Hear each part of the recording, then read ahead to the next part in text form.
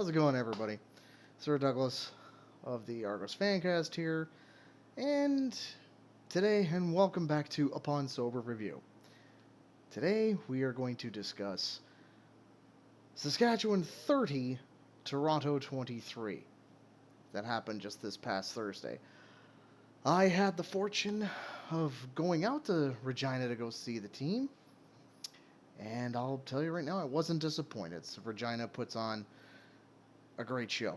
What can I say? They got, it's very strange to see a world-class football stadium in a very, very tiny little town that's usually dead by about 9 o'clock at night. But enough of that. Let's actually get on to what you want to hear, and that's the takes on this.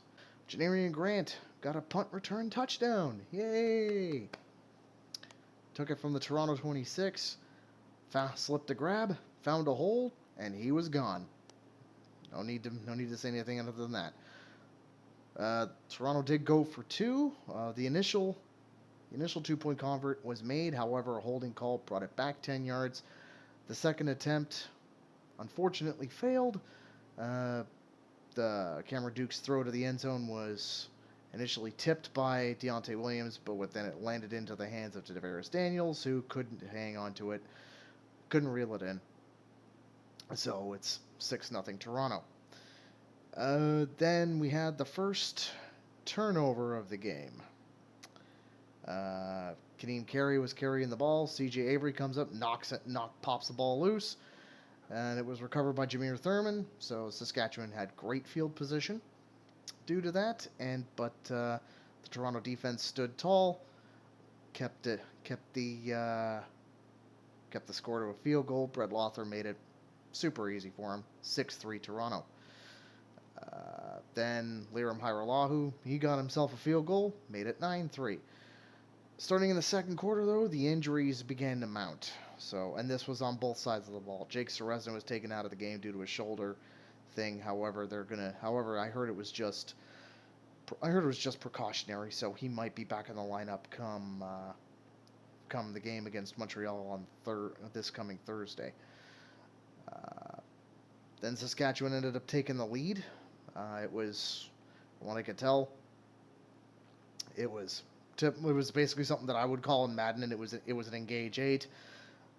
Sam Emelis, a great second effort from him, burned Benji Franklin on a spin move, got it into the end zone. They just couldn't get him down. Brett Lothar made the extra point, 10-9. Shortly after that, Liram Hajrullahu missed the field goal. Mario Alford, great returner for the Riders. He tried to get it out. However, he nearly caused a safety when he went back into the end zone. But he was able to get out, got to the 20, and so that was something that I noted. Then the first of 4 interceptions in this game for Cameron Dukes. The first of 4. Basically, the first one was he was under pressure. He forced it. However, DeMonte Coxey should have came up with it. Should have secured the ball a little bit better. Deontay Williams stripped him, and it was a pick. So that was the first of 4 on the day. Cameron Dukes did not look good in this game at all. I'm not gonna fully blame the loss on him because it wasn't just him. However, he is the quarterback, and he's going to take the brunt of the criticism here from just about everybody. Brett Lothar tried another field goal. This one was no good. It had right at the end of the half here. It had the distance. However, just knocked the crossbar. At halftime, Riders led by only a single point. It was 10-9.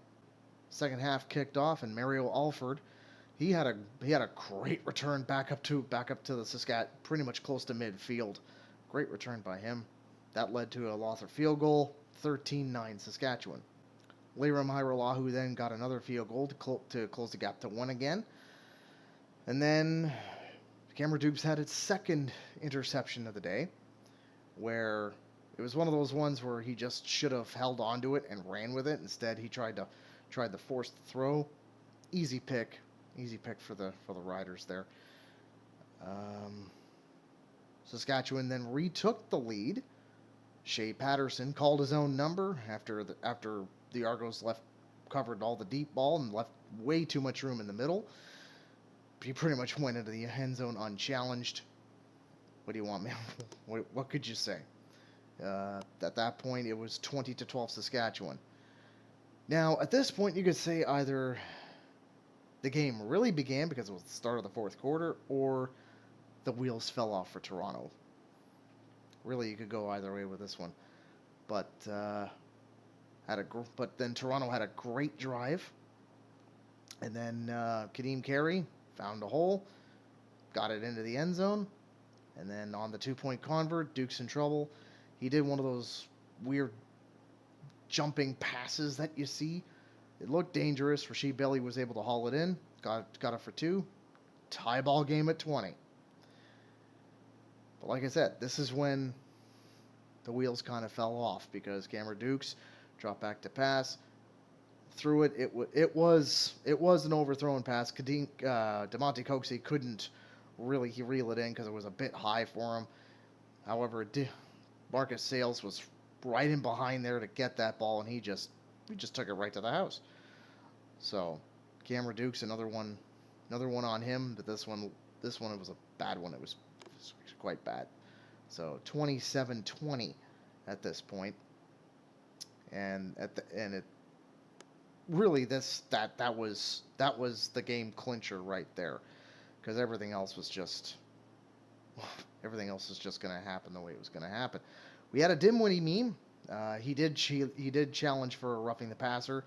It never was. The hand never even came. The hand never even, like, it wasn't like a course collar tackle or whatever. It never really came close. So it really wasn't roughing the passer. So Dimwitty meme of never winning a challenge happened again. Fourth and final pick for Cameron Dukes was threw the ball, and it was pretty much into 3 different overlapping zones here. So player goes in, Cameron Dukes throws the ball, then the zone simply collapses and it immediately turns into triple coverage. Milligan got the ball out of the 3, and he ended up, it could have been a pick 6, but luckily he was hauled down at the 10-yard line. Argo defense then stood up again, leading to a Brett Lothar field goal. However, they were tempted to go for it. They were tempted. Coming into the final 3 minutes, that's when we saw the return of Nick Arbuckle in a competitive game. He got a half-decent drive by him. Got pretty close. Led to only to a field goal for Liram Hajrullahu, 30-23. That's how the game ended, and that's because they, in the final moments of the game, they simply just couldn't stop the drive. Couldn't stop a drive. They needed a stop, and they had a couple of chances to do it, and they just didn't do it. So 30-23 the final.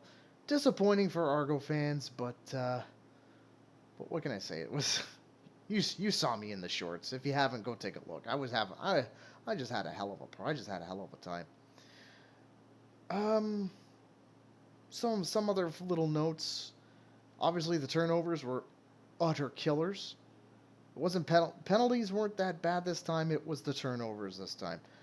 Some very poor decision making from Cameron Dukes. Considering that we got Montreal again coming up on this coming Thursday, I think that we might see Nick Arbuckle start the game.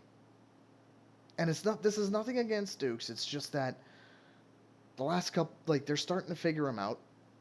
And of course he can't, and of course because he's quite inexperienced, he's not that dynamic with regards to the offense. So someone who's more seasoned, such as Nick Arbuckle, would be perfect to go against Montreal. And then also another thing was that in some cases the tackling was very sus. I mean, all of a sudden they forgot how to tackle. Like, what the hell, guys? But that was pretty much the game.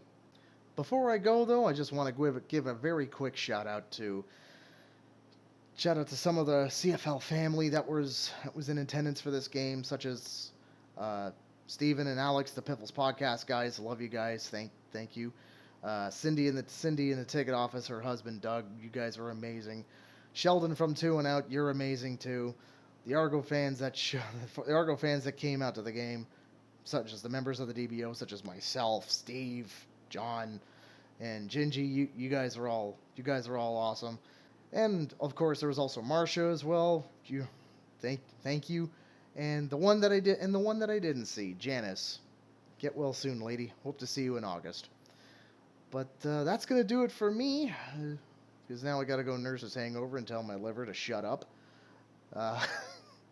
I'll be back later this week to talk about round 2 against the now undefeated, the 5-0. Over 300 days since losing to us last year, the Montreal Alouettes. God, I hope we beat them, because I don't want them to get big heads just like Winnipeg does. But anyway, that'll do it. So like, comment, subscribe, and we'll see you again next time. Take care, everyone.